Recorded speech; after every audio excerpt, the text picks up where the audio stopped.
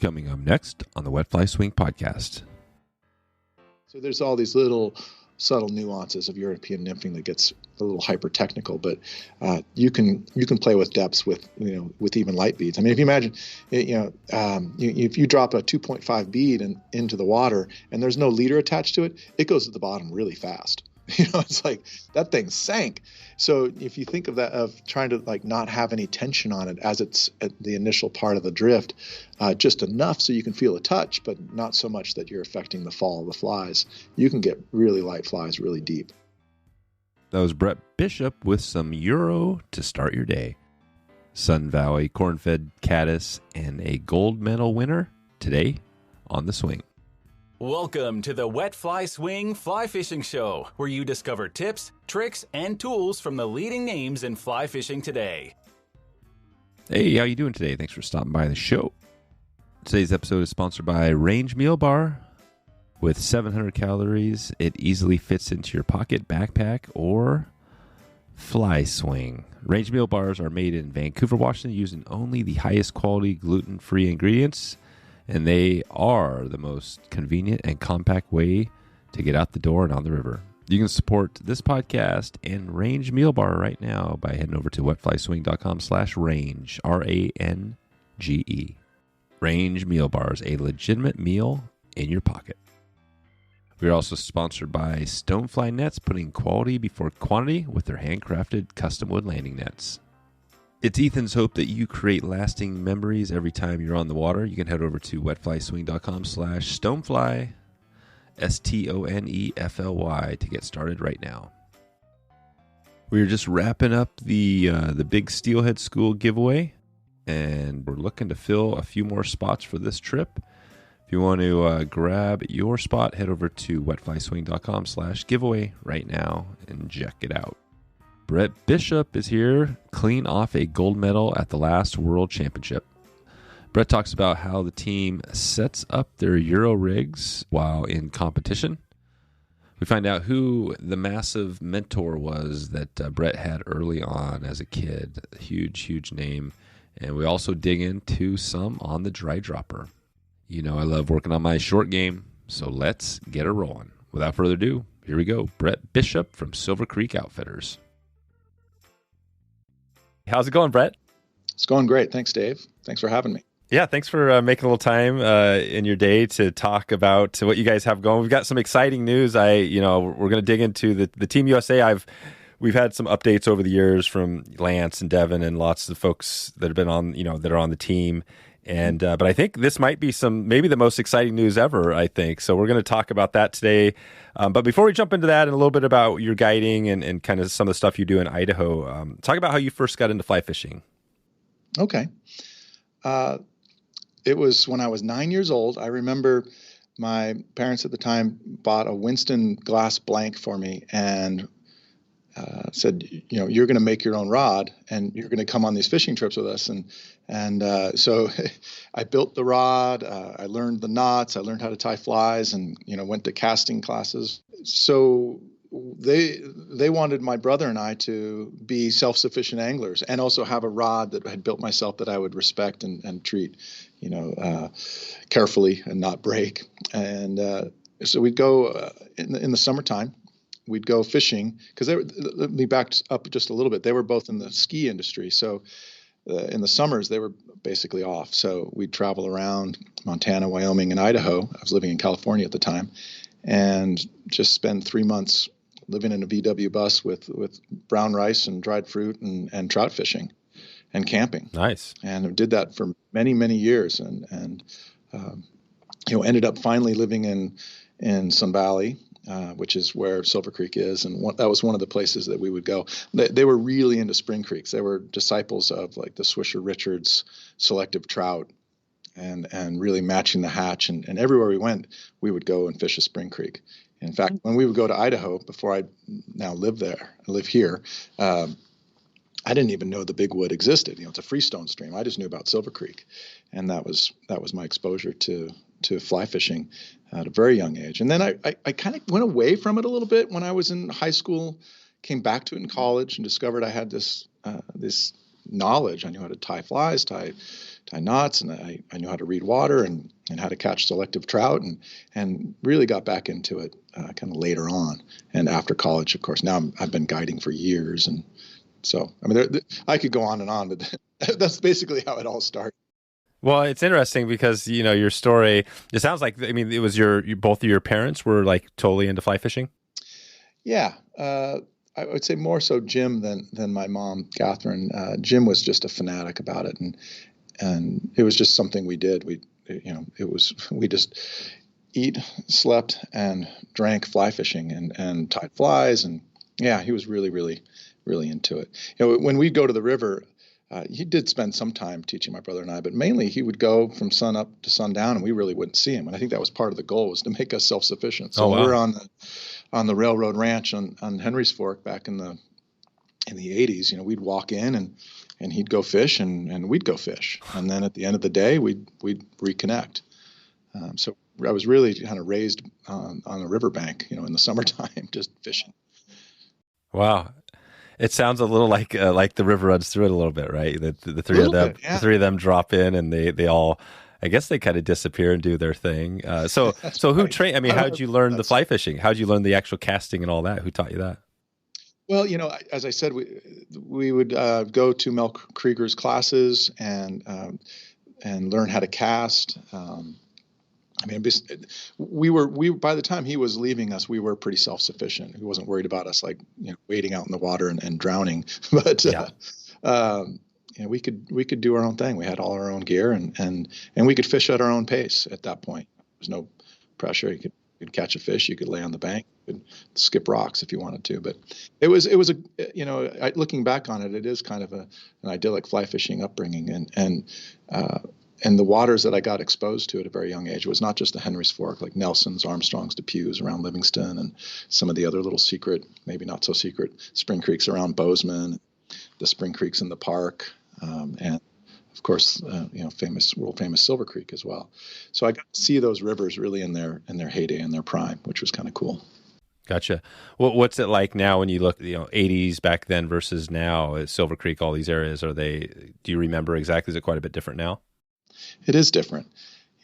Having grown up on a river like Silver Creek, I've seen it evolve, and it used to be, I hate to say this, it used to be a much better fishery, and it's still a good fishery, and people who are exposed to it now, are still going to have a great fishing experience. But the hatches were more prolific. There were more fish. There was more water. We're struggling in the West with water, as you know. Yeah, just the drought.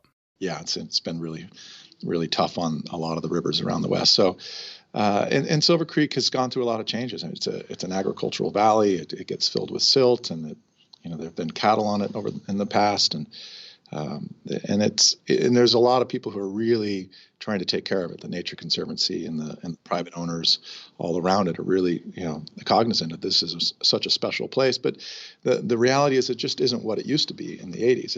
And it used to be such an amazing, and it still is. I mean, I don't want to be a downer, but it's not what it used to be. And a lot of that's because there's just not as much water. Yeah. I haven't been back to fish on the Henry's Fork in a long time. I maybe 10, 12 years ago went back, and it even seemed, of course I had these visions of it from a kid of being this idyllic fishery with fish rising everywhere. And I remember wandering around struggling to find a fish or two that I could cast to last time I was there. Still very beautiful. And I did get to go back and fish the spring creeks in Livingston, and they were still a lot of fun, but they've gone through floods. They've gone through all kinds of changes, and everything changes. Yeah, it's changed a lot. I mean, obviously, the water, mm-hmm. the drought, everything's affecting, and that's why, like you said, having those groups there is important. So on Silver Creek, so you guide currently, where are you spending your time when you're guiding there? I guide for Silver Creek Outfitters, and I spend a lot of my time kind of bouncing around. We have such a variety of waters there, and it's there's a lot of choices. So you can fish freestones like the salmon or the bigwood. You can go over and fish a tailwater below Mackey Reservoir. You can fish Silver Creek. There's lots of great reservoirs. So it's a nice variety of fishing. And I probably spend most of my time somewhere between Silver Creek, the Big Lost, and the Bigwood, pretty equally split. Gotcha. how'd you go from, so when did the Team USA, when did that start? So that seems like a pretty big, maybe a big change or a big thing for you. Yeah, it was a 2005, and a friend of mine, Pete Erickson, who I think you may have had on the show before, he was involved early and got onto the team, and through his work with, I think he was in the Great Outdoor Games, and he knew the Jack Dennis and Jay Buckner, who were in Jackson, and also Jeff Currier. And so he got into that group and got onto the team early, right around probably 2003, I think is when he got on the team. But they had this plan to develop a kind of regional and national championship. I mean, there's a lot of history that kind of leads up to this moment when I get involved in the team. You know, the Team USA had struggled for years in the late 80s and the 90s, and in 97 they thought, well, and this is kind of going back to when Jack Dennis and Jay Buckner and some of the other guys, Walter Ungerman was involved. They said, hey, let's bring the World Championships to the United States. And this was 1997, because we're going over to Europe and we're getting our butts kicked. And they did. They set up the championship. It was in Jackson, and as the story goes, and it's kind of become a myth now because some of it might not be entirely perfectly true, but the Euros came over and kicked our butts again. And I don't think it took exactly last place, but it was pretty close to last place on home waters. On our home water. Kind of it was a moment where I think the people who were running Team USA kind of took a look at themselves and say, what do we really need to do to make this team viable on an international level? And that's when they came up with the plan to do a national championships. So now this is when I get involved. I was invited out to Bend, Oregon, and just to kind of put this in perspective, I was there with Lance Egan was just getting involved in the team. He was invited out. George Daniel was invited out. There was a guy named Jim Hickey who spent some time on the team. Ryan Barnes was there. All guys who've done a little bit of traveling to world championships. But probably the two most recognizable names are Lance and George's names. But they were there just like I was there. We were getting it was a tryout. It was the first, well, maybe the second kind of tryout, or maybe the third, who knows. Again, as I said, it's becoming mythological. And it was good. I fished well enough that I made what they called a development team at that stage. And I think that year they picked a couple other guys. They didn't pick George, and they didn't pick Lance to travel, and they went on to I can't remember which championship it was that year. It might have been Slovakia or something like that. But nevertheless, that led into the first ever national championship. And so they had set up a development team. I was on a team of like 15 other guys. You know, Lance and George are on the team at this point. Devin's not quite involved yet.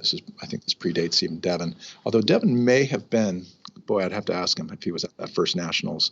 If he might not have been in there until the second nationals. But nevertheless, they had the first ever national championships. It was 2006 in Boulder, Colorado. And it was a pretty big deal. They did a great production. The guys who organized it did great. And it was a full-on national championship. The goal here being that if we can get guys competing and get experience competing, then maybe we can send a team that is viable over to compete overseas. To be fair, though, from about 2003 on, when Pete made the team and Jeff Currier was on the team did improve. You know, Jeff Currier was the first ever guy from the United States to medal. He got a third, I think, in Spain in 2003. But they were still struggling to really be consistent. And so that's why they started this program. I went to the Nationals, to make a long story short, or a short story long. I went to Nationals and got first place. I won. So I was the first ever national champ. And my friend who was on the Masters team with me, Mike Sexton, was second place. So he and I both made the team to Portugal for 2006. And I think George was on that team. Lance was on that team. Jeff Currier was on that team. Pete Erickson was on that team. And if I'm missing somebody, I don't think I am, but I hope I'm not. But anyway, so that kind of gives a little history, because a lot of those guys like Mike Sexton was on the team. Mike and I and Pete and Jeff were all competing together just at the Masters. So it's kind of like getting the band back together. Oh, right. For Italy. and throw Lauren in there, and Lauren and has a lot of history with Team USA too. And I've competed with Lauren in the America Cup or America's Cup. I want to get that right. It's not the sailing event; it was the competition that was in Vail, Colorado. But so that's really kind of how it got me involved in the team. My friend Pete got me involved, and then I went and I had some early success with nationals, and then boom, I'm off to a world championship. Went to Portugal.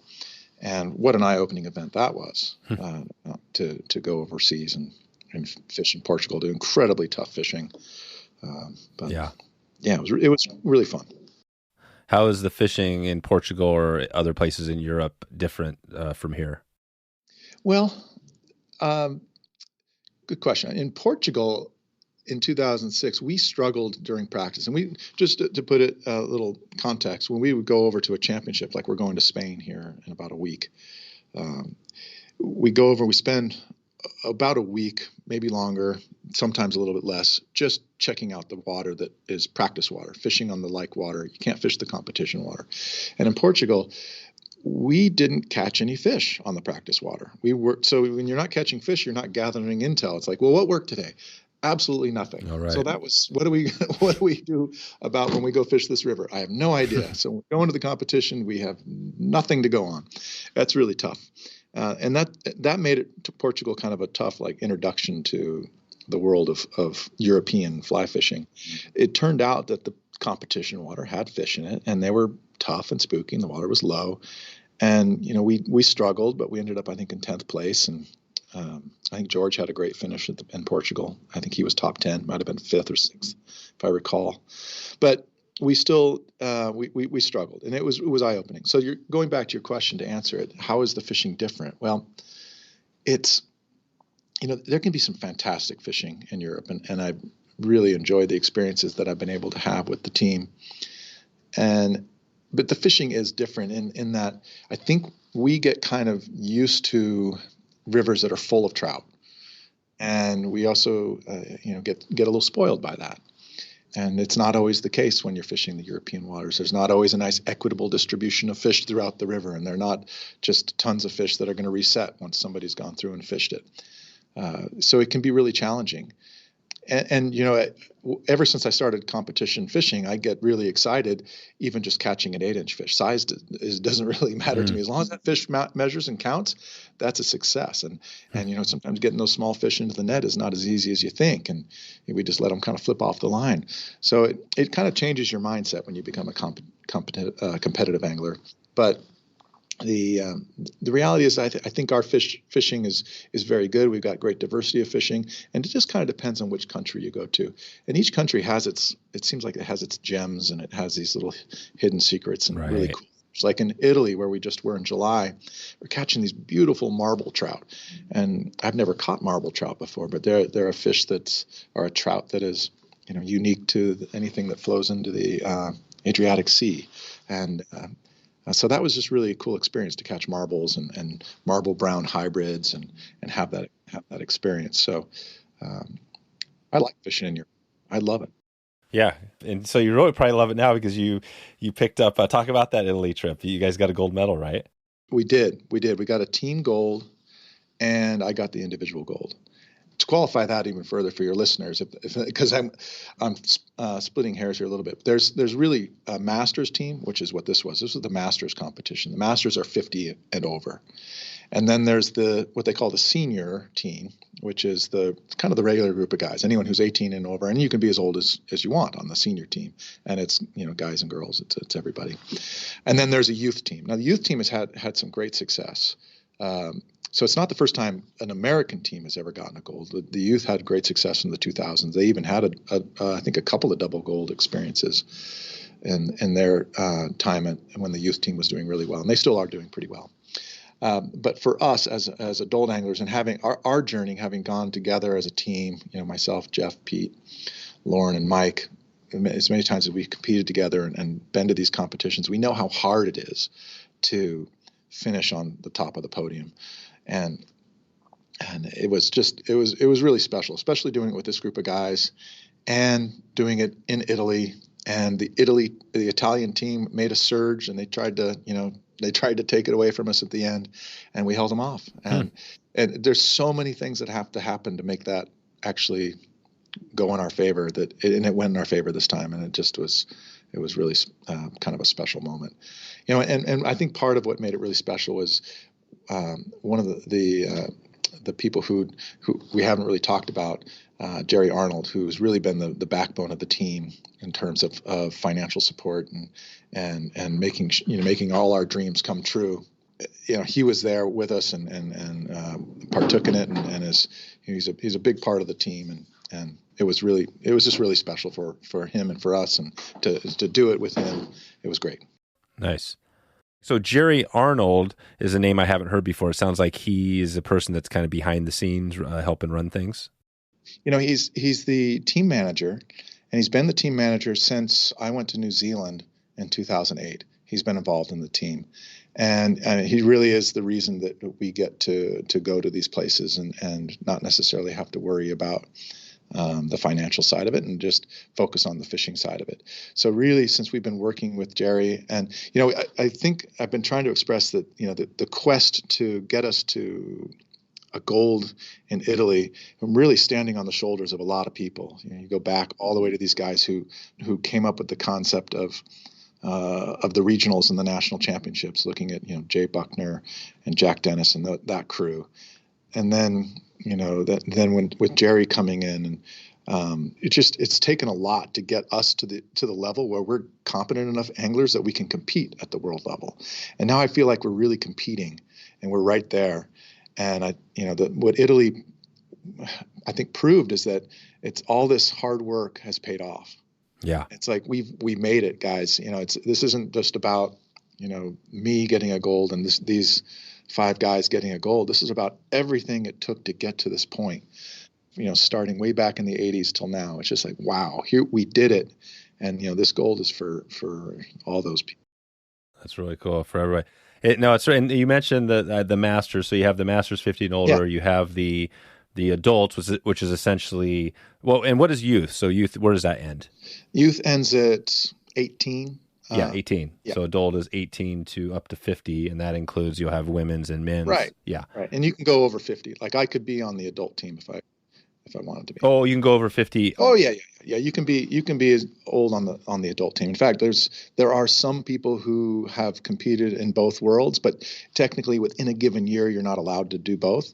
Okay. And anyway, so yeah. That's what I was wondering. So I was gonna say, what would it be like if you had the over 50? Take that team right now versus the adults. Who would win that? Oh boy, there's that question. That's a loaded question. Does that come up a lot? No, but you're not the first person to ask. But yeah, I have a lot of faith in this particular group of guys, and we've competed in some form or another at national championships against the same guys who are on the current world team for the most part. We've got some really hot youth guys coming up right now that I haven't really competed against that much. And we've been competitive with them. The second nationals in 2008, which was basically comprised of myself and Pete and Mike Sexton was on that team, and Josh Stevens. And then we had a couple of the guys, Walter Ungerman and Carter Borden were on it as well. But we ended up getting the gold that year, and the other team was George and Lance and Devin. They got silver. Pretty sure that was, I can't remember who else was on their team. That was a long time ago. But what I guess my point is back in our prime, we could compete against those guys. Now we've come a long way since then, and the learning curve has been really intense. And if we were to compete today, that same group of guys, I think these guys would probably outpace us just in terms of they're more physically able. But the nice thing about fly fishing is you don't have to be fast, right? You can kind of be slow and methodical, and a lot of older fishermen can be very effective. Exactly. So this is my way of trying to skirt the answer. I don't know. That's right. That's fine. No, that's good. I'm sure everybody's. I think that the guys who are going to Spain right now are very capable of proving themselves to be competitive against the rest of the world. And I know any one of those guys, I have complete faith in them. Each one of those guys could be a world champ. I mean, they're really solid anglers. And what it really comes down to is how well we work together as a team. And I think that's the one thing that this Masters team had is we've got a great group of anglers, but we also had great team chemistry, and we had a great guide. And and when things are just kind of rolling and working, they were kind of working. I mean, not to say that there wasn't stress and people, Pete tore some cartilage, and oh wow, and I think Lauren got a little touch of something during it, and I mean we were struggling and battling and doing the best we could to get through it, and each guy has their own story what got us to the finish line, and that's really what inspires me is just listening to these, how much effort we put into this. And I know these guys going to Spain, we've got a great team, from Michael Bradley, Pat Weiss, Devin Olson, Lance Egan, Cody Bergdorf, Jack Arnault. These guys are the cream of the crop when it comes to competitive anglers in the United States right now. And we're going to Spain for the adult competition, and we're gonna see how these guys do. And I think that they're ready. It's been since 2019, thanks to COVID. We haven't been to a competition since Tasmania. They did do Finland, but Finland was canceled, and then they had it, and then the only teams that went were all European teams. So it was a very small world championship. In fact, it was more of like a European championship than a world championship. But this is the world coming back together again and competing in Spain, and it's going to be really tough. And and I think these guys are going to fight through it, and That's right, because isn't Spain known as kind of one of the good teams out there? Spain is one of the best teams in the country going right. Yeah, I mean, historically, people look to the French or the Czechs. The Italians have had their moments, the English have had their moments, but the French and the Czechs are really top teams. But lately, in the last few years, Spain has been fantastic and has been putting out just amazing teams. And we have a great mentor and guide who's going to help us in Spain. So you actually do you have a guide on when you're actually in competition? You have a guide that is there guiding you? Absolutely. And I would recommend that to anybody who's listening, is that when you go someplace new, get a guide. And, the best anglers in the world get a guide. And the reason we do is because we don't have a lot of time to, monkey around trying to find the water that we need to fish. So the guide knows the competition waters. A good guide is going to probably be a competitor themselves. Most of the good guides are. And they're also going to have some things to share. They're going to have some inside knowledge. They're going to have that inside, like, this is what's working. This is what you need to do. These are the techniques you need to use. And so it's something that we really, really look for, getting the best guide possible. That's awesome. Who can prepare us as quickly as possible. Because you only have so many days to thin slice the river. We're going to spend maybe at most 1 day per venue. And then we're going into a world championship to compete on that river. A venue is like a different river. Gotcha. You're jumping right into it. And so you mentioned techniques. I wanted to talk about that here in a bit. And so you got, the technique, the Euro nymphing, right, is always the thing that everybody talks about, Euro nymphing. But you guys do a little bit of other, right? You do the dry dropper. There's other things you do. Yep. I'd like to talk about that a little bit. Maybe talk about let's start with the competition there. So how much, I think I asked this question to Devin a while back, what percentage of time is Euro versus, dry dropper versus dry versus streamers? Is it kind of still the 80-20 sort of thing? That's a good question. And I'll start with Spain. I think in Spain, we're probably going to be really heavy on dry fly, single dry. And why not dry dropper? Is it like scaring them or something like that? Yeah, exactly. I think it's how spooky and how low the water is. I think you're going to want to just use the single dry. And sometimes the nymph, just even the tiny little splash of a nymph can be enough to spook a fish. And also, so I'm thinking that it's going to be a lot of dry fly there. That's every indication I have from the intel we're taking into what the water looks like. Depends on your beat. I mean, even in a given river, if you get a certain water type, you're going to be spending more time doing a different technique than somebody who might just be, one beat above you. And just to explain, a beat is the body of water that you get that's kind of like a random draw. Like if you're playing, 5-card stud, everybody on the team draws a hand of 5, and you don't know what you're going to get. And you don't know until the day you're on the river. And that's why it's so important to have all these different techniques up your sleeve, because you get to the river, you have to quickly assess and determine what techniques are going to be most useful in that body of water. So hopefully, with the day we spent on the water and the intel we've had and looking at the different beats, we'll have an idea what techniques those are. So it's not going to be like a surprise, like, oh, I should have brought my streamer rod today. Why didn't I think of that? And I was like, no, we know that there might be water that requires, or might be not requires, but be well suited for some streamer fishing. Why not have a sinking line and some streamers? So just being ready for that. So I don't necessarily think we can always put a percentage on it, but you're right. The Euro nymph gets most of the press. It's because it's something that's kind of new, and it's and Devin and Lance have done such a great job of popularizing it and making it accessible to people, because it was such a mystery for so long. It's a crazy, even how it became Euro nymphing in the first place is kind of an interesting story. It's really just a marketing thing, really, just to simplify it for the market. Today's episode is sponsored by Fairflies, who was founded with the idea of finding ethical solutions for fly tying materials and products. They've done just that by creating jobs for marginalized people, both in the U.S. and abroad. Their 5D brushes make fly tying fast and enjoyable for all skill levels. Fairflies has replaced craft fur with their own fly fur, a product made by fly tyers for fly tyers. And we recently had an episode on where one of the fly tyers was talking about the fly fur and how killer this stuff is, how durable it is, how easy it is to tie with. A bunch of accolades for fly fur. You got to check this stuff out. They're also running the show over at Wasatch Custom Angling Tools with over 50 tools. They have one classic tool for everything you need. You're going to head over to wetflyswing.com/fairflies, FAIRFLIES. Okay, let's get back to the show. So over in Europe, do they call it Euro nymphing? No. Well, it's funny. I was on the bus in Italy, and the gentleman from the Netherlands turns around and shows me his camera, or not? Yeah, it's his camera with a video on it, and it's tactical fly fishing. It's Devin and Lance's video. It's like, yeah, you watch this? I was like, yeah. It's like, yeah, it's pretty good. Yeah. It's like okay. So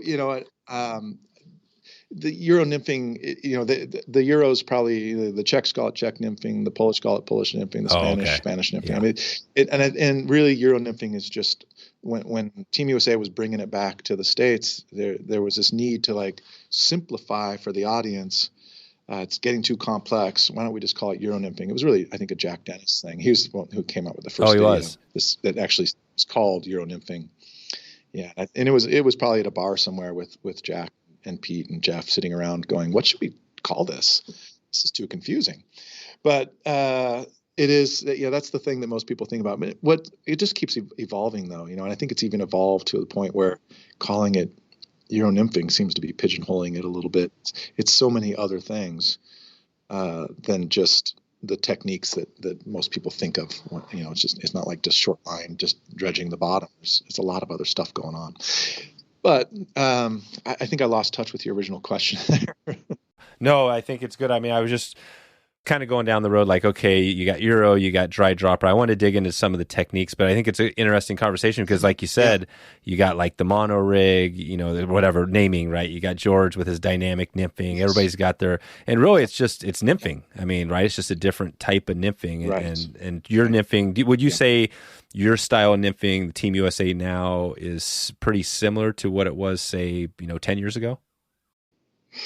Oh, no, it's much different. Yeah, it's just because the technology's gotten better, and the rods are better.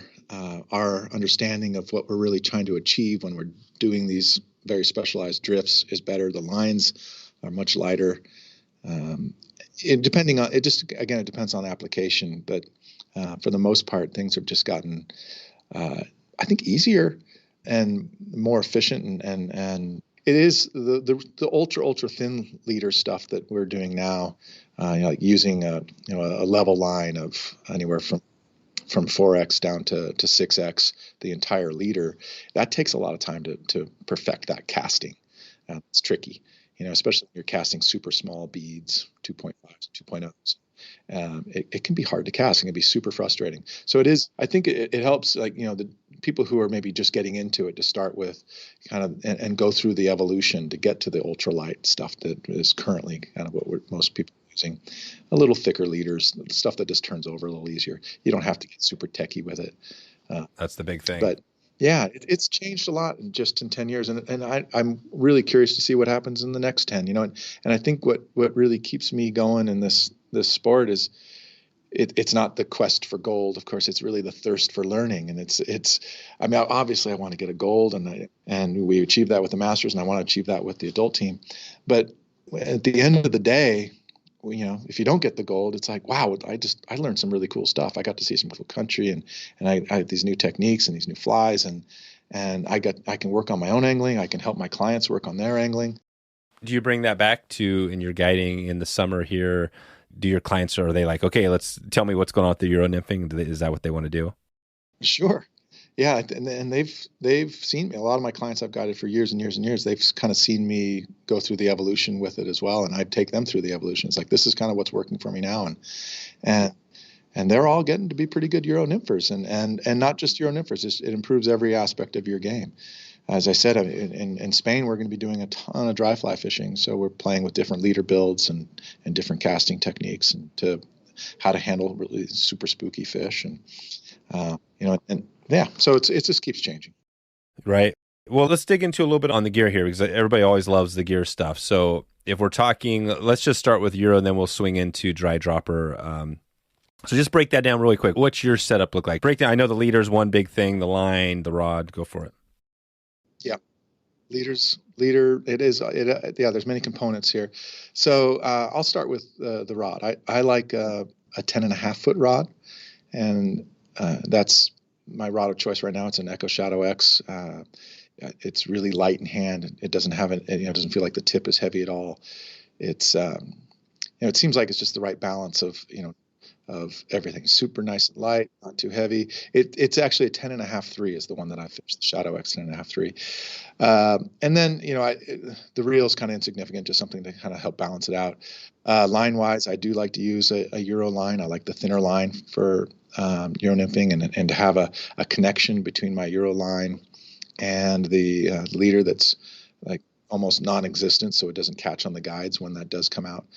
My leaders, because I'm a competitive angler, are always going to be right around twice the length of my rod. So if I'm 10.5, I'm at 21 feet. And sometimes I'm just under, but typically I don't go over. Can anyone go over? Absolutely. Go over if you want to. But it's nice to be able to have a little bit of the Euro line, the fly line in your hand, because it's easier to handle than the superfine leader.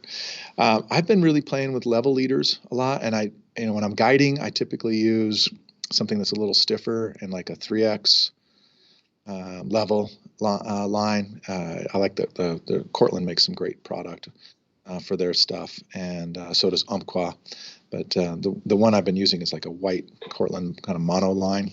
It's just a straight, like either 8-pound and that works really well for guiding. It takes the Scaferus wax really nicely, which is a colored wax. So if you want to add a little cider to it, I prefer to not have very many knots. So I just run the straight white level line right to a tippet ring, and then just attach my fluorocarbon tippet directly to that. And the length of the fluorocarbon kind of varies. And if I need a little bit of color in the line, I add the Scaferus wax. Familiar with that? It looks like a chapstick, and gets in all these different colors, and it's kind of like it does float a little bit, but it just and it's comp legal at this point, which is cool. So because we're not supposed to technically add anything like an indicator or weight to our line. There's some specific wording on that, but it doesn't say anything about floatance or color like that.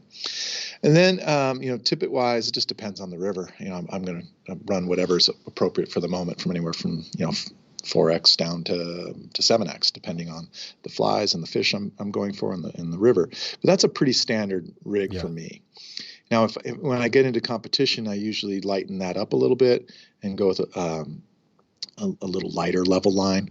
And I honestly, the stuff I'm using right now, it's some French stuff. I can't even pronounce it. So, but it's very fine. And it takes a long time to kind of get used to not having it wrap around the tip, which is a real problem if you've ever experienced light lines before. You know what I'm talking about.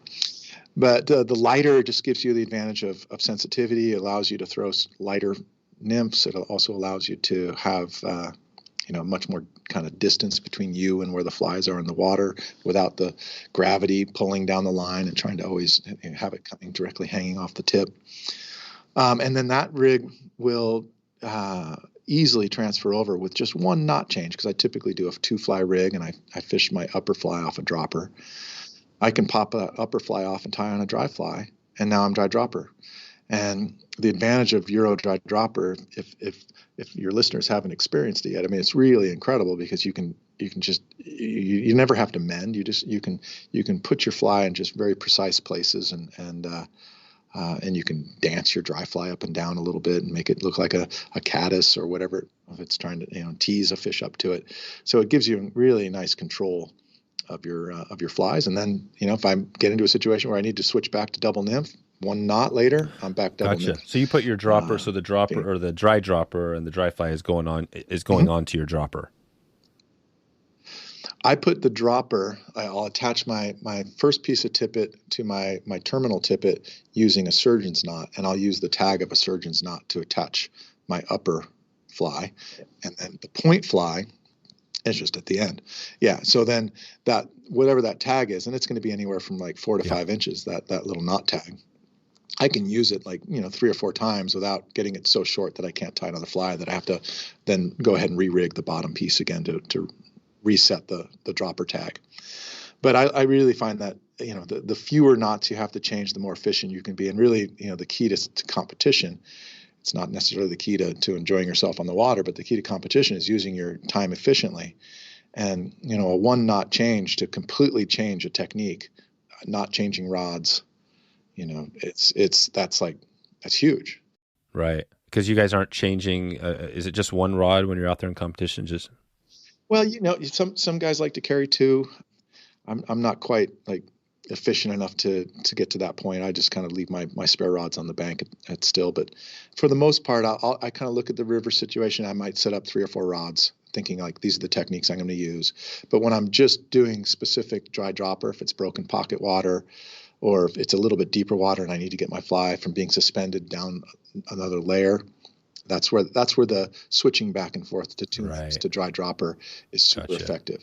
Because a lot of times when you hit water, it's you start at the bottom, it's a little deeper, but as you work up in the riffle, it starts to get shallower and shallower and shallower, and those fish might be looking up. So just a quick change, and you can get into a whole lot of other fish that you might not if you just continue to double nymph. Just the dropper. That's a good tip. Yeah. So you start deeper and you work your way up, and then as you get into shallower water, fish tend to either look up more, or maybe they can just see better on the surface. Yeah, that's exactly it. And also, as the water really slows down, it's harder to, get the full effect of European nymphing, because you need to suspend a fly sometimes, because your flies, otherwise they just go to the bottom and sit if there's not enough velocity in the water to move the flies along, which was a lot of the cases in the water in Italy, where I'd have kind of fast moving pocket water and I could go through double nymphing, but then there might be some really slow water on the side of a fast run that wasn't very deep, but there's a fish laying there. And the one particular river I'm thinking of, the Sarka, had this glacial melt in it, and it was kind of a milky hue, so I couldn't see the fish, but it just was there's got to be a fish there. But if I dangle a dry dropper in there and just suspend a nymph right in his face and bounce it a couple times, and he might just take it. And sure enough, more often than not, that would work. But either taking the dry or the nymph. But I just needed that ability to have a fly kind of sit and not get down to the bottom and constantly have to be manipulating it. I just wanted to rest. So that's the advantage of suspending the nymph versus you kind of manipulating the nymph off the rod. Right. The suspending it, you allow the dry fly to actually help work the fly down through the run. Right. Yeah, if that makes sense. Yeah, it does. That was one of the rivers I fished in Italy, the Caise, which looks like cheese if you're an American. The Caise, beautiful little stream, shallow, broken water, just lots of pockets everywhere. Had to crawl because it was so crystal clear. But just the dry dropper technique, the extension of the long rod, I was able to get into little pockets and dance the fly around. And I'd say I got 17 fish in that particular 3-hour session, and half of them came to the dry. And without that dry bouncing on the top, I would probably missed half of those fish. What was that dry called again? Well, the dry I was using was a variation of a Lance Egan pattern called corn-fed caddis, but I'd tie mine a little bit differently than he does. I have a little bit of my friend's poodle in it, so I call it the Saffy. Got some real dog in there. It's got some dog. It's got a little poodle in it. The poodle's kind of got a little ginger, so it's like a real gingery colored one. So what were on that competition? What were some of the good flies that helped you guys get the gold?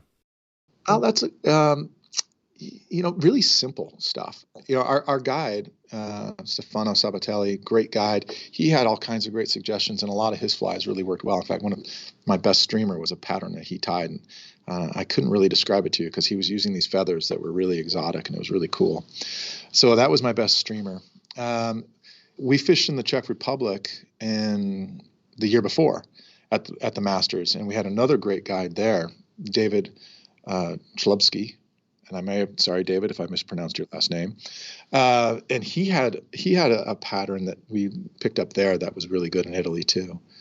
And it was basically, you've probably seen or familiar with Devon's blowtorch. Yeah. It's kind of something similar to that. It has a red tag on the end, and it kind of has a body that's kind of like peacock, but it's a dubbing, and it had a CDC soft hackle and whatever color bead, whether it was pink or silver. That was a great fly.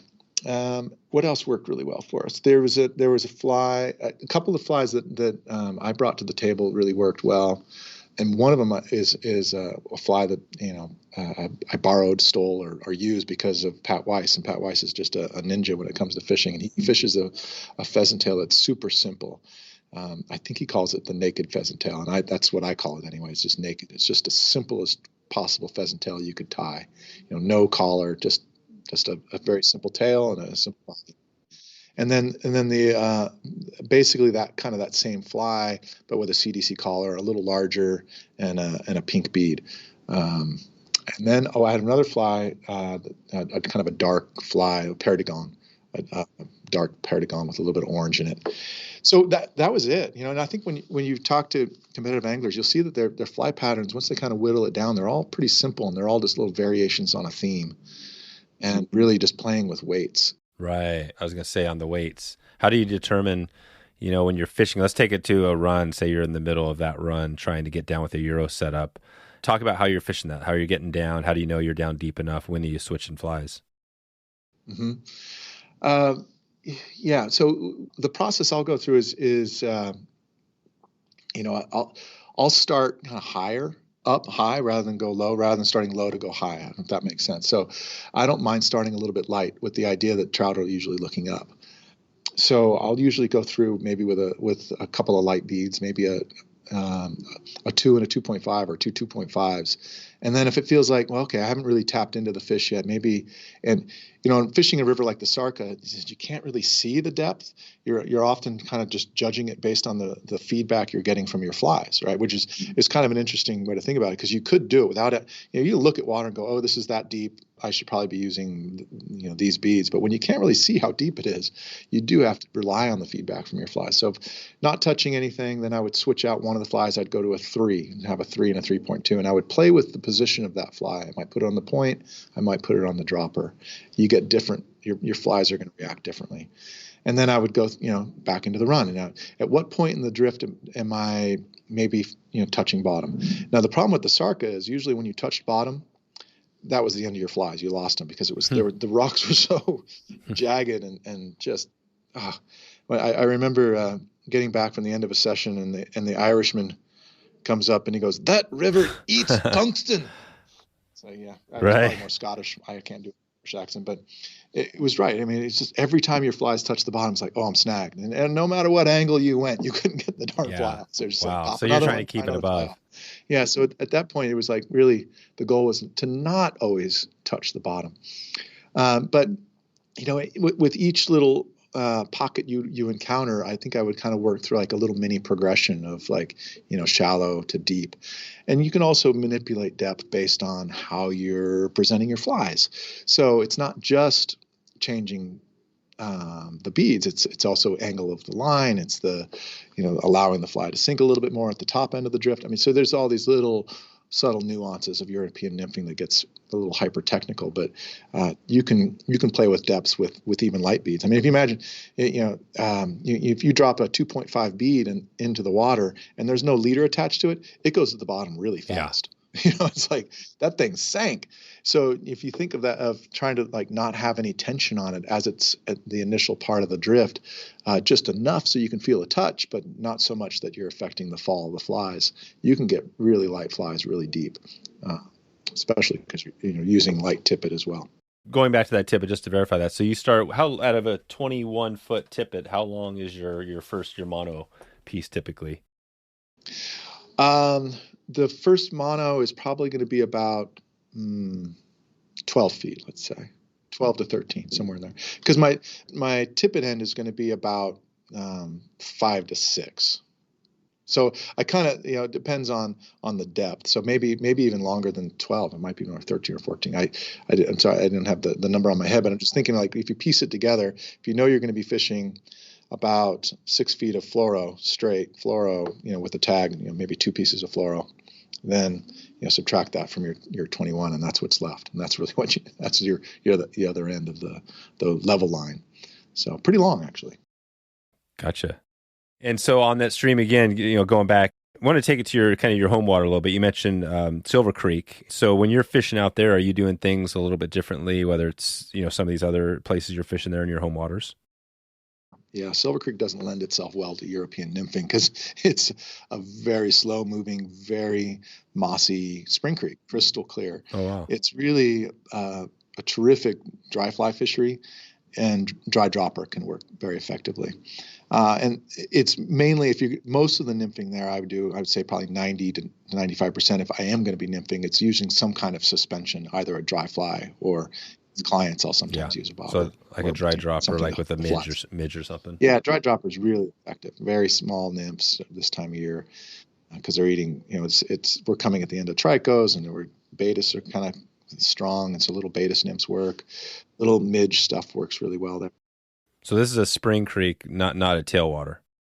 No, it's a true blue spring creek. It just pops out of the ground, and beautiful fish, beautiful hatches. Jackson Hole Fly Company has been designing and manufacturing fishing equipment since 1978. They launched jhflyco.com recently and have been selling gear directly online, directly to consumers all over the country. You can take a look at their huge selection of rods, reels, lines, accessories, and fly patterns. Just like Amazon, they'll ship directly to your door, saving you time and money. But unlike Amazon, you'll be supporting a great fly shop and a podcast by simply grabbing a couple flies. Free shipping on all orders are $50, and right now you get 25% off your first order. Head over to jhflyco.com/swing. What's the big difference between a tailwater versus a spring creek? I know the difference of what they are, but how, like when you look at the river, if you jump on it, are they quite a bit different as far as hatches and stuff like that? Yeah. It's kind of, it can be misleading because like a river like the Wood, which I would call a freestone stream, is also spring fed, but it has more rocks and it's impacted by snow melt and runoff. It goes through a full season of high water in the spring down to its base level in the wintertime. And that base level is obviously the spring fed level. And the Big Wood, which is kind of cool about the Big Wood Valley, is the Big Wood goes out and it percolates underground, and then the water from the wood is what pops up and becomes Silver Creek. And Silver Creek is nice and cool. The water's gone down and got very nutrient rich as it pops up, so it supports incredible insect life. And the thing there is because the hatches are so prolific, the fish get a little snobbish about feeding time is when the hatch is on, and then when the bugs are gone, I'm really not interested in eating it. It's going to kind of hang. And not that they're not catchable during non-hatch time. The guides have figured out ways to keep clients busy throughout the day for the most part. But it is pretty hatch dependent, and very technical fishing. The fish are super spooky. It's crystal clear. So I think a river like that really prepares you well for some of the crystal clear technical waters around the world. Because if you can catch fish on Silver Creek, you can pretty much catch fish just about anywhere. So that's kind of, it's nice to have that river and have that experience and see how fickle those fish can be. Would you be doing the dry dropper similar to how you said you set up your Euro nymph setup? I'd probably do more traditional. I'd probably have a more traditional rod with a dry dropper. They're still a very long leader. There are some places on the creek where I might use the Euro dry dropper, but for the most part, because of you're having to stand off the fish so far, you're not able to get in as close sometimes, and because the water's so slow that it just be very difficult. You need to get longer drifts there. I mean, that's really the key is really prolonged drifts. And when I think of dry dropper Euro, I'm thinking of really short, precise drifts, something much suited for a freestone river like the Big Wood or the Big Lost, which is the tailwater. Gotcha. So when you're trying to get the long drift in that slow, clear water, how does that dry dropper look different than the Euro one we talked about?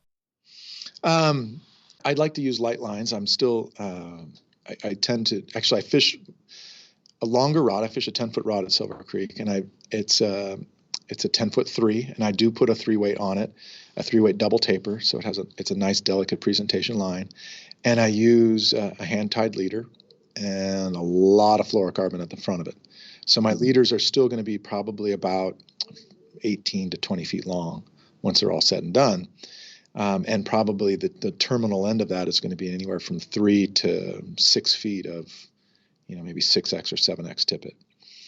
So super long and light. So it just, when you cast the fly out, it just lands like a feather on the water. And you really, in Silver Creek, it's very telling. I mean, you can tell you made a mistake because the fish will take off. Oh, right. So you can see the fish. Yeah, you can see them typically. And if it's the kind of water where, when the sun's up and your line's on the water, even the finest tippet casts a shadow on the bottom of the stream. So you have to make sure you're not lining the fish. And so there's techniques for how to approach them from behind where you can, angle it so you're not going to line the fish so they see fly first. That's really kind of one of the keys to Silver Creek is show the fish fly first, whether you're behind them or in front of them. So yeah, so on Silver, so if you're coming, let's just say it's we're in the summertime, September, October. What's your fly blocks look like when you're going out there this time of year? Oh boy, so this time of year I would expect the trichos are going to start to wane, but I'd still have a few because there'll be a few about.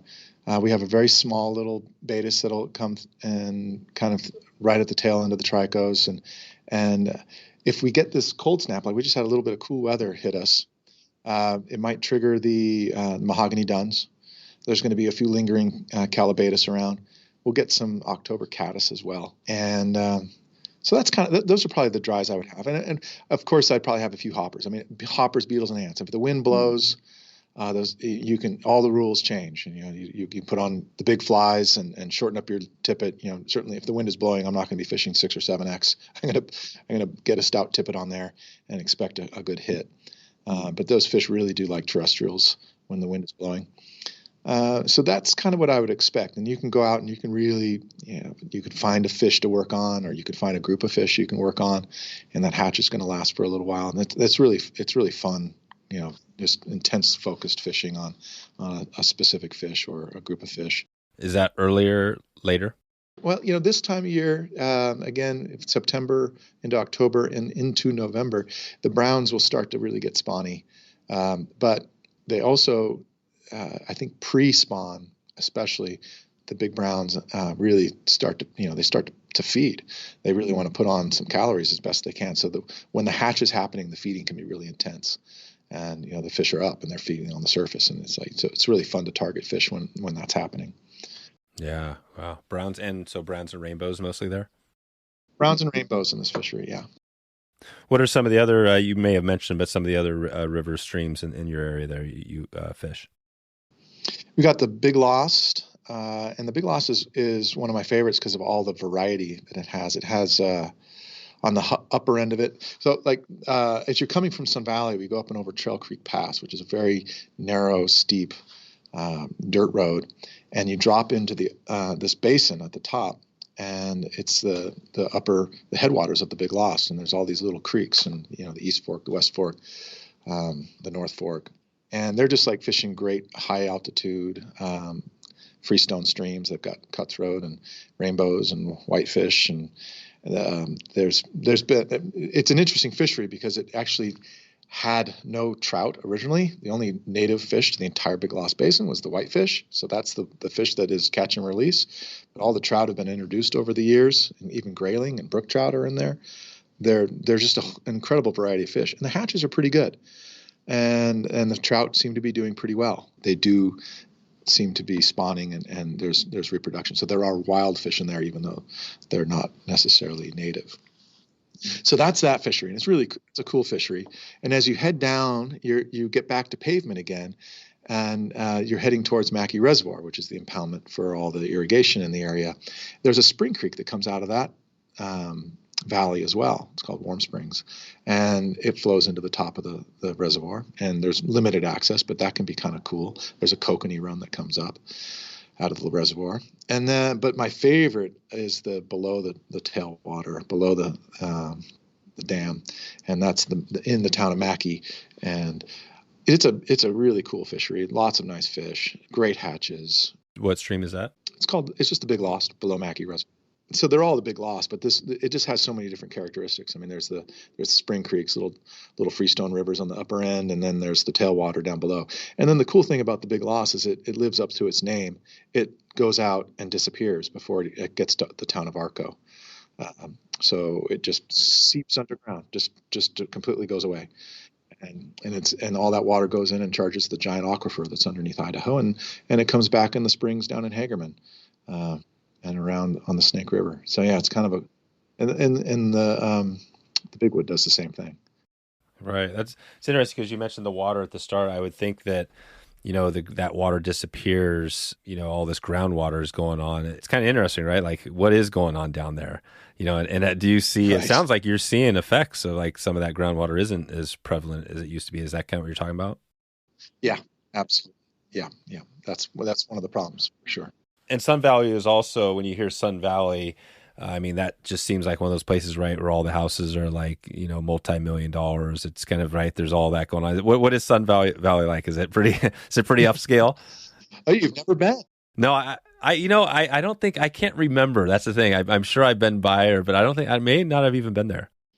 Well, it is, it has all that. Certainly there's lots of big houses and lots of big green lawns, but it's a very small little community. It has a lot of history in mining, and it's a great ski town. It's not quite Aspen, thankfully, and it definitely has it has an Idaho flavor to it, but it certainly has there's some mega rich in wealth there for sure. But it's not just the houses and that's drawing on the aquifer. I mean, there's a massive amount of agriculture that happens out in the valley below. It goes Ketchum, Haley, Bellevue. Those are the actual three towns. Sun Valley is the resort. There is a Sun Valley town. But, between Bellevue and when you get down to where Silver Creek is, they're growing a ton of alfalfa, and they're growing a ton of barley for Coors beer, and they're growing lots of potatoes. And I mean, it's just, so there's a ton of ag going on, and they're tapping right into the aquifer. Some are pulling off of the irrigation ditches, and it's just affecting the groundwater for sure. And a lot of the irrigation though, can have a positive impact. The flood irrigation, that water, a lot of it returns to the river, and we can see Silver Creek will go up, and if they stop watering for a little bit, Silver Creek goes up. So you can really see it impact the river. And it's just the general trend is that Silver Creek is getting lower and lower and lower. You look at it over the years, it's just losing its water, and it's just sad. Right. And is the Salmon River also in kind of your neck of the woods? Is that one you fish? Which one? The salmon and like. Yeah, the salmon just up over the hill. So the salmon's a cool fishery because it has bull trout. It has it actually has a salmon run. It has a steelhead run that comes all the way up. 800 miles, and 8 dams later, they make it all the way up there. So our steelhead season on the upper part of the river is in March and April. It's typically when they make it up to and by the time they get there, there's maybe a few wild fish left, and a lot of the hatchery fish just go sit right at the outlet of the hatchery that they came from. But that is just part of the fishery. It also has a really good cutthroat population, good whitefish population. Right. A good The West Slope rainbow. cutties. Yeah. And it's a cool fishery. We do use that one. We do floating on it as a guide outfit, and we can wait it this time of year. Right now, unfortunately, because of the fire, Highway 75 is closed, and we can't get. Oh, there's a fire out there. Oh God, it's bad. Really? Yeah. I thought it seemed like this year we were gonna miss. Right? It seemed like wow, after last year we were gonna miss it, but it's starting. It's happening. Yeah, we had some thunderstorms that came through in early August, and some of those fires have really blown up just in the last week or so in our areas in particular. So we're getting smoky. Yeah, so it's one to keep an eye on because it's burning up the headwaters of the salmon right now. Oh, it is, man. And, it'll be interesting what that impact will be on the fishery for years to come. Is this near? I'm trying to think now. I don't have my map in front of me, but like the middle fork of the salmon, is that kind of up north? No, that's I'm sure there's probably fires around that too. But there's always been fires there. The middle fork is much further on down the road from the headwaters is where the fire is right now. Around Lake Alturas and a little community called Smiley Creek is where it is right now. Okay. Well, it sounds like, I was kind of thinking dry dropper, and I mean, that's pretty straightforward, right? I mean, you described it. There's not a heck of a lot to that. I mean, if you match the hatch, right, figure out what they're taking, throw on a dry. Do you typically, when you put your dry on, are you matching the dropper to something that's kind of a similar insect, or is that just more of a, kind of a getting their attention? My typical dry dropper. Let me explain the one I used in on the Cayce. There, I happened to notice while I was waiting around to start fishing, I saw some fluttering caddis, is what I assumed they were, and they were kind of cream colored. And so I thought, well, the light is really difficult, so I want to have a fly I can see. And I think that's part of the key is that the visual aspect of dry dropper is so critical.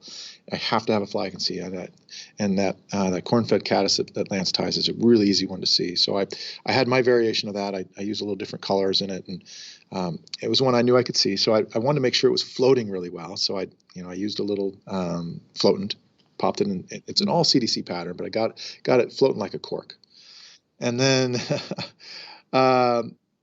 below that, I had some success during practice on a very small little, size 18 pheasant tail. So I was like, well, that's going to be my nymph. And I didn't actually do any, sometimes I'll do some stomach samples, like I'll pump a fish's stomach. I just didn't do that. I kind of relied on the fact that, this looks like the bugs. I've turned over some rocks. This looks, and I was catching a lot of fish on it. I had that and a few other patterns as a backup, but I didn't end up needing any other bugs. So I kept those two same flies on the whole time. So it was just a small little pheasant. Oh, wow. And my size 16 CDC caddis. And, because it really wasn't a river where there was much of a hatch. It wasn't a match the hatch kind of river. I felt like it was more of a, these fish, if they're here, they're going to be feeding opportunistically. If the opportunity to eat a caddis comes around, they're probably going to go for it. If an opportunity eats this small little, nymph comes around, they might just go for that too. And so that's kind of was my approach was just, I was really searching likely water. I didn't see fish. I think I may have seen a couple fish rise in different locations that kind of, gave me a clue. It's like, oh, there's going to be a fish there for sure.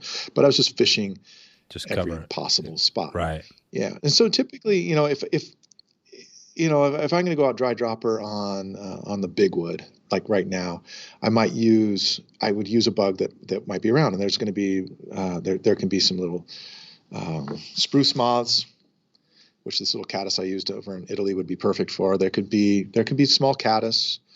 There might be a red quill or a hecuba. It's the last big mayfly of the year, which kind of a larger size, like 14 or 12, could imitate really well.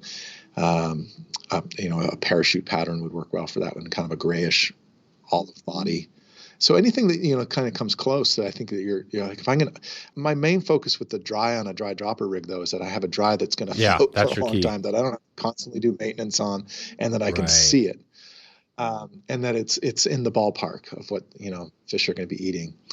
And then after that, I'll just put my go-to nymphs on. I'll kind of run through them. And usually I'm staying pretty light on the nymphs. Anything, 2.5 is a pretty standard bead size for me when I'm doing dry dropper. I don't feel like I need anything heavier than that, because that 2.5 is going to get the bead down and get the fly down to where it needs to be. It's going to suspend it pretty quickly. So that, it's really a matter of just keeping it simple. I think when I'm doing that technique, and the beauty of it is when you're using it on a Euro nymphing rod, is you have that 10.5 feet of rod plus a super light leader that never touches the water. So when I put that fly in the water, it's dry nymph, and that's the only thing touching the water. Yeah. That's it. And so I can really isolate it in the tiniest of seams. You could easily bow and arrow if you're fishing in a spot where there's canopy. You can cast it longer if you wanted to. You can cast it out and do a long drift with it. I could lay my line down and I can't really mend when I'm with this light technique line, because it just kind of hits the water and tends to sink. It's most effective though doing that kind of short reach across, and always take the time to get in position to make the right cast is what I say. Don't make a cast into a spot if you're not in the right position. Right. Well, I was going to say that earlier on the casting. That is a challenge, right, with the Euro, especially you're talking about a Euro line. How far are you casting? Like, what is a long cast? Mm-hmm. That's a great question. And I would say that probably the hardest thing to learn is how to cast a Euro dry dropper rig, because you're taking out some of the weight and you're adding something that's wind resistant. So you really have to be keen on the timing. Yeah. Just like regular casting, you get the weight behind you before you bring the weight forward.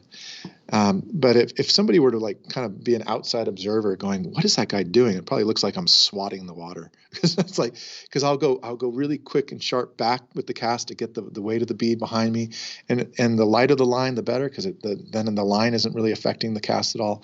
And then I'm really firing the bead kind of into the spot too, and that just goes right into the spot where I want it to be. And just the more you do it, the more accurate you become.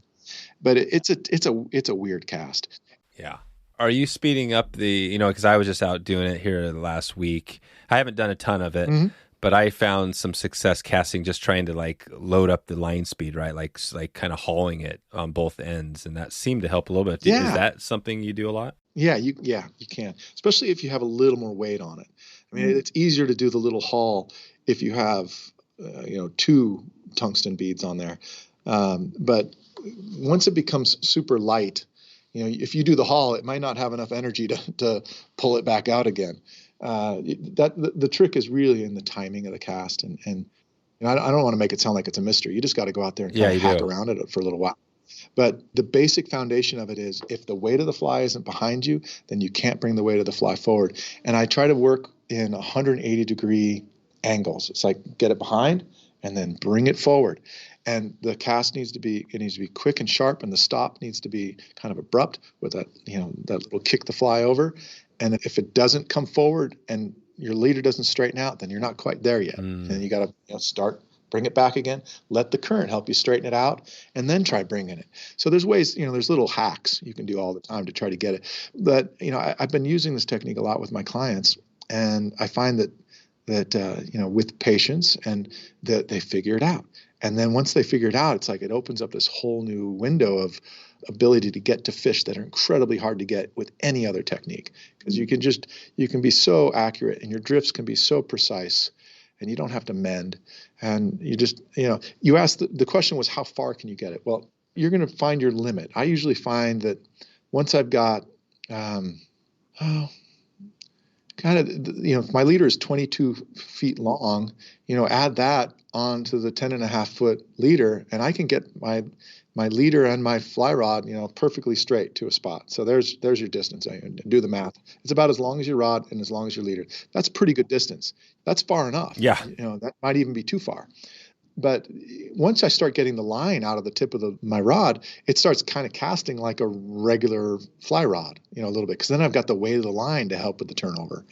You can do long casts like that, but it's really hard to turn over a level 22-foot leader with about 10 feet of Euro line that has no density to it. No, and it's not even easier when you take off like a fly and add a dry fly. So it's better to stay short. Yeah. Stay short. I think when I'm teaching people to do this for the first time, it really is, we're casting mostly maybe about the length of your rod. So we're looking at like 10.5 to 15 feet. That's how much line I'll have out the tip. And if you can get that with the angle of your rod and extending your rod out, that's far enough. Let's get closer to the fish. Let's not try to cast farther.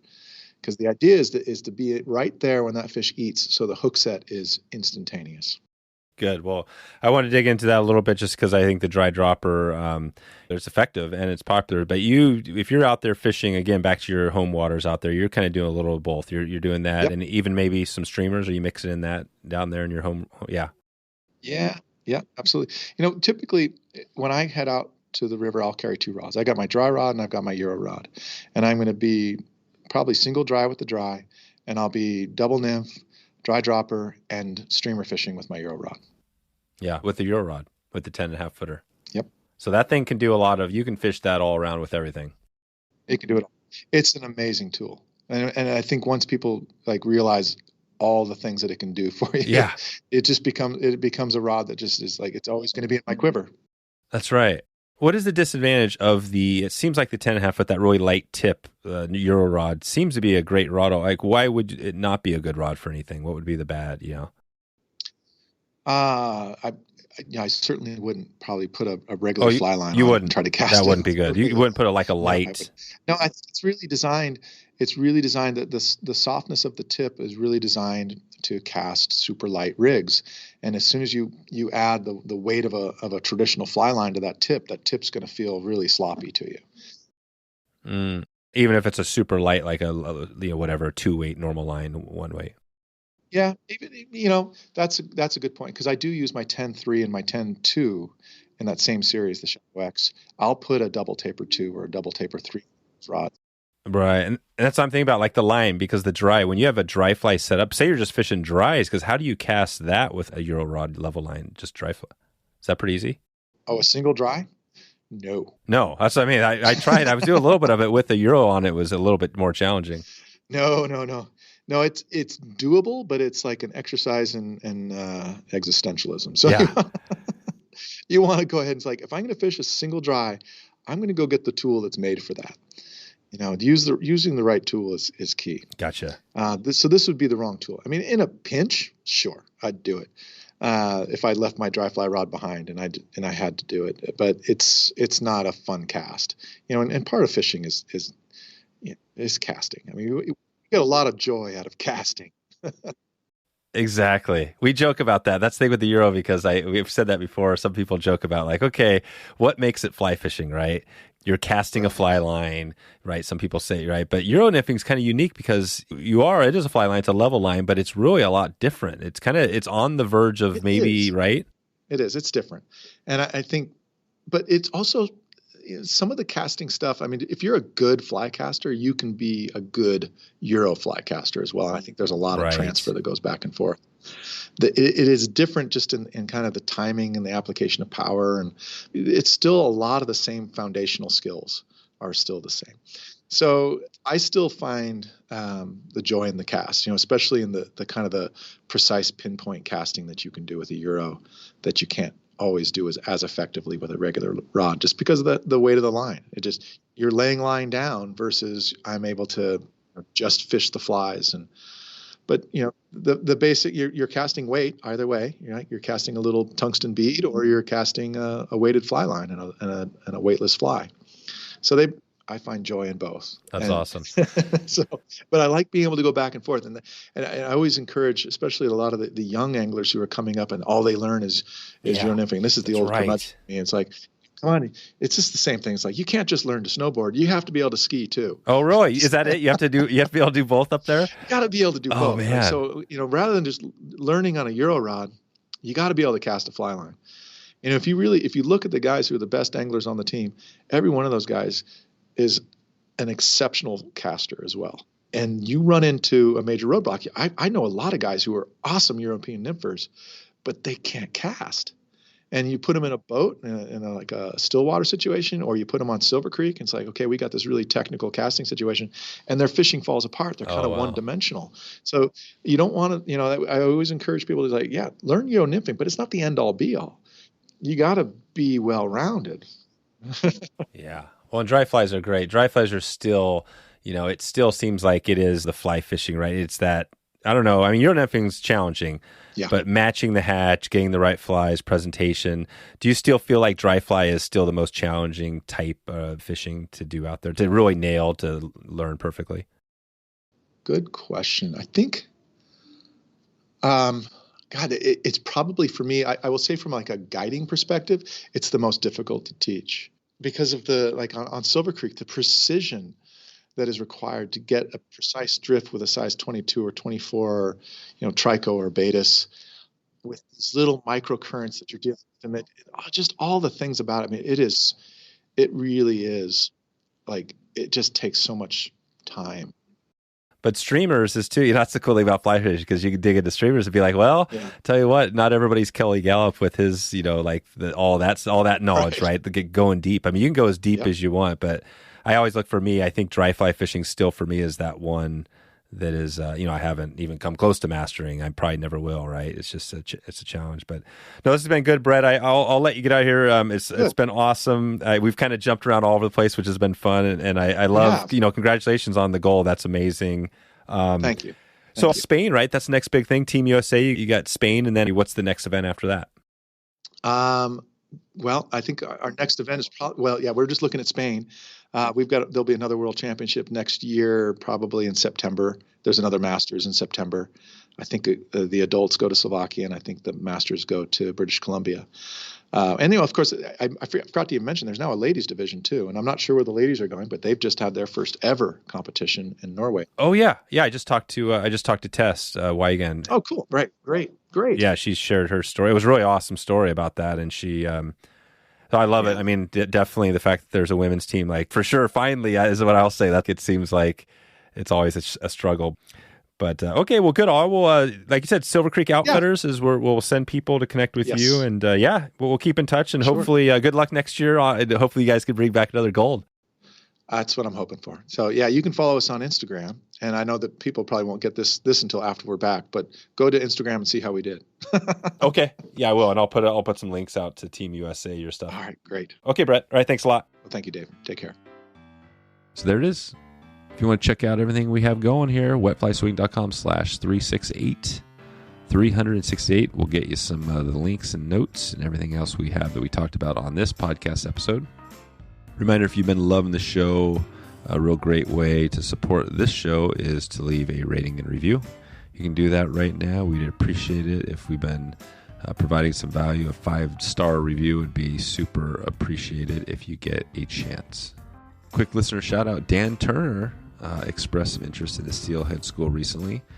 Right now, if you are interested in the Steelhead School, you can go to wetflyswing.com/Steelhead School, and that'll give you a chance. You can enter your name, and we'll follow up with you if you're interested in picking up one of these last remaining slots for the Steelhead School. We'd love to hear from you. If you get a chance, you can reach out to me anytime, Dave at wetflyswing.com. If you have questions, ideas for a show topic, anything under the sun. All right, I am hopeful that we are going to get some sun this week on our fishing trip. We are heading out. We are heading out and up north, and we are going to be on the river in a remote canyon, and it's going to be good. We just need a little bit of break in the weather, so keep the fingers crossed on that one. Okay, we're going to get this one rolling, and if you want to connect with me, if you want to get on the water on one of these upcoming trips, maybe you have a trip idea you want to throw out to me, check in with me right now, and I'll follow up with you, Dave at wetflyswing.com. I am going to let you get out of here, and I just want to say, I hope you're having a good morning, a good afternoon, or a good evening, wherever you are in the world. Talk to you soon.